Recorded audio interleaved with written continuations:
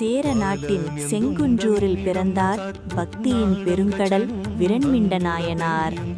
சிவபெருமானின் திருவடிகளில் அளவில்லா அன்பு கொண்டவர்.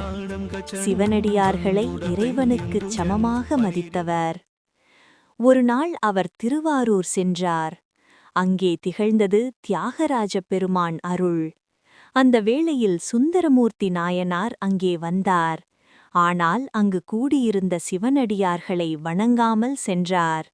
அதைக் கண்ட விரண்மிண்ட நாயனாரின் இதயம் துடித்தது. திருத்தொண்டர்களுக்கு வன்தொண்டனும் புறம்பு இன்று உறுதியாய்க் கூறி திருவாரூருக்கு வரமாட்டேன் என்று சபதம் செய்தார்.